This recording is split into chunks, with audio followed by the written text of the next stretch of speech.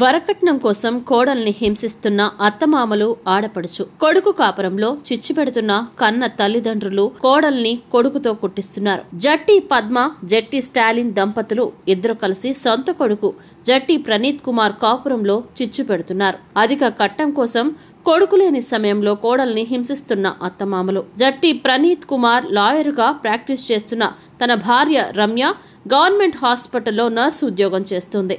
ఈ క్రమంలో నైట్ డ్యూటీలు చేసి ఇంటికి చేరుకుని నర్స్ రమ్యకి పగలు నిద్ర లేకుండా అధిక కట్నం కోసం కొడుకు లేని సమయంలో అత్తమామలు రమ్య మీద దాడులు చేస్తూ హింసిస్తున్నారు. కొడుకు లాయర్ వృత్తిపరంగా కోర్టుకెళ్లి ఇంటికి రాగానే కొడుక్కి మనశ్శాంతి లేకుండా కోడలిపై లేనిపోని చాడీలు చెబుతూ కోడల్ని కొట్టే విధంగా ప్రోత్సహిస్తున్నారు. ఈ క్రమంలో కోడలు రమ్య వీళ్లు పెట్టే బాధలు భరించలేక తన పుట్టింటికి వెళ్లిపోయింది. అక్కడికి కూడా లాయర్ జట్టి ప్రణీత్ కుమార్ వెళ్లి రమ్య వాళ్లు పుట్టింటి ఇంట్లో టీవీ ఇంట్లో సామాన్లు బద్దలు కొట్టి గొడవ చేసి రమ్య తల్లిదండ్రులపై దాడికి దిగారు. ఈ విషయంపై రమ్య స్థానిక పోలీస్ స్టేషన్ లో కంప్లైంట్ ఇవ్వడానికి వెళితే పోలీస్ స్టేషన్ లో కూడా గొడవకి దిగిన జట్టి ప్రణీత్ తల్లిదండ్రులు అక్కడున్న సీఐ పోలీసులు సర్ది చెప్పి ప్రయత్నం చేస్తే వారిపైన కూడా జట్టి ప్రణీత్ కుమార్ తల్లిదండ్రులు గొడవకి దిగి ప్రణీత్ కుమార్ నేను లాయర్ని, మీ ఉద్యోగాలు పీకిస్తామంటూ సవాలు విసిరాడు. ఈ విధంగా బార్ అసోసియేషన్ లో కొంతమంది లాయర్లతో కలిసి సీఐపై ఒత్తిడి తీసుకొస్తూ బెదిరిస్తున్నారు.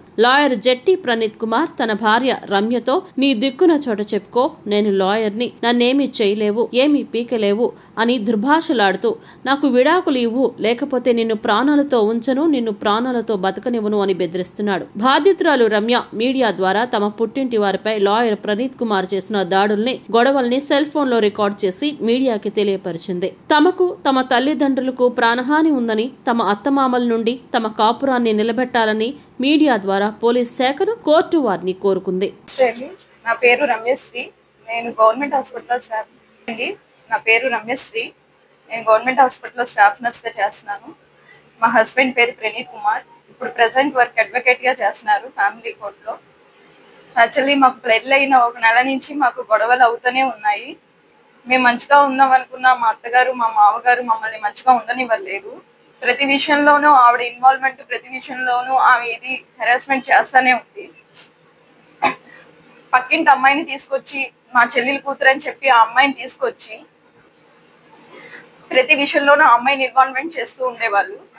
దేనికైనా సరే ఆ అమ్మాయి పక్క ఇంటి రావడం, నీకు ఆడబడుచు పోరు లేదనుకున్నావా, నీ ఆడబడుచు పోరు చూపిస్తాను, నాకు కట్న కనకల ఆడబడుచుకి ఏమైనా ఇచ్చావా, నువ్వు ఇవ్వలేదు, ఇలా ఇలా అని చెప్పి నన్ను హెరాస్మెంట్ చేస్తా ఉంది.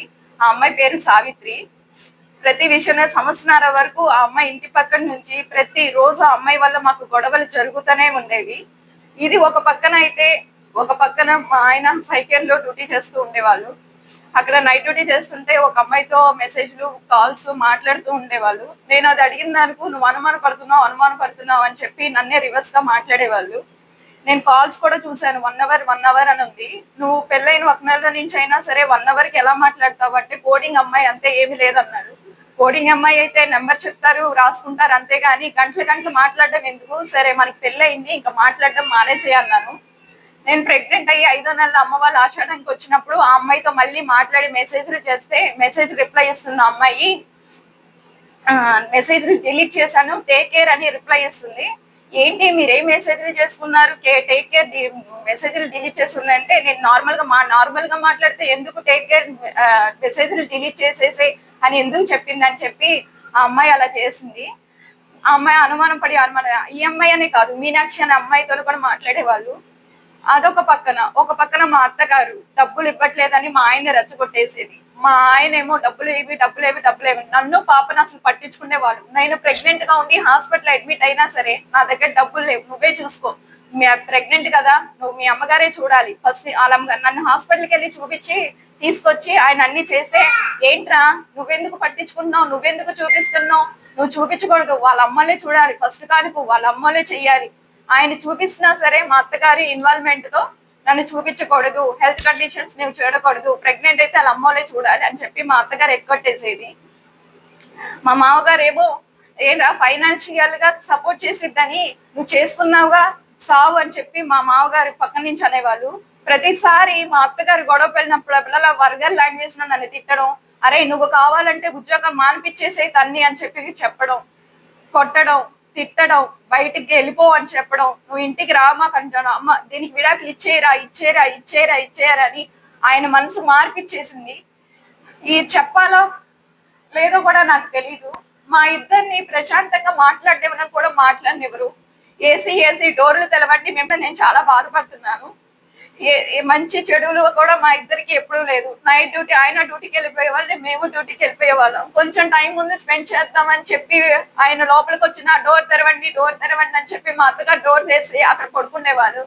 సరే ఇలాగుందని చెప్పి నేను మొన్నే ఏసీ పెట్టించి కూడా అలా ఇన్కన్వీనియంట్ గా ఉందని కూడా చెప్పాను. పంపించేరా, నేను డ్యూటీలు చేసుకుని కష్టపడి పాపను చూసుకున్నా, పాపను చూడలేదు, ఏమి చూడరు, ఆయన్ని చూడు నన్ను చూడు. సరే ఇట్లాగే ఉండి నైట్ డ్యూటీకి వెళ్ళి మొన్న కాళ్ళకి యాక్సిడెంట్ అయ్యి పిండి కట్టేసుకొని ఉన్నాను. పిండి కట్టేసుకొని ఆయన వస్తున్నారు, మామూలుగా మాట్లాడుతున్నారు, చూస్తున్నారు, వెళ్తున్నారు. సరే పాపని 20 రోజులు అటు ఇటు తిరుగుతుంది కదా, కాలు కట్టి తీస్తారు. ఇంకా నేను వచ్చేస్తానంటే వద్దు నువ్వు ఇక్కడే ఉండు, నాకు నువ్వు వద్దు, నువ్వు అక్కడే ఉండంట. ఎందుకు వద్దంటున్నావు, నువ్వు అసలు గొడవలు లేకుండా ఉంటే రా, లేకపోతే రామాకండి, నేను గొడవ పెట్టుకోవట్లేదు, నువ్వే గొడవ పెట్టుకుంటున్నావు అంటే లేదు నువ్వు అక్కడే ఉండు అంటున్నావు. సరే పిల్లని తెచ్చుకుంటే పిల్లనిమ్మన్నారు. పిల్లనిమ్మంటే నేను అన్నాను 2 రోజులు ఆగిస్తాను అని అన్నా. నేను గొడవ కూడా పెట్టుకో, 2 రోజులు నువ్వు ఎందుకు నన్ను నా కూతుర్ని నువ్వు దూరం చేస్తున్నావు అది ఇది అని చెప్పి నేను అమ్మ వాళ్ళ ఇంట్లో ఉంటే వచ్చేసేసి నా పిల్లని ఇస్తావా ఇవ్వవా అని చెప్పి ఇంట్లో టీవీలు, ఫ్యాన్లు, టీవీలు, ఫోన్లు, చార్జర్లు, ఫోన్లు అన్ని పగలగొట్టేశారు. ఆయన అక్కడ చెప్తే ఇక్కడికి వచ్చి గొడవ చేసేస్తూ ఉండేవాళ్ళు. మీదకి వచ్చి నన్ను రక్షించేసి మీదకి వచ్చి ఇంటికి వచ్చి గొడవ చేశారు. ఎంతమంది ఆపినా కానీ ఆగలేదు. నన్ను టార్చర్ చేస్తున్నారు. మీదకి వచ్చి ఇంతే అరుపులు, ఇంతే కేకలు.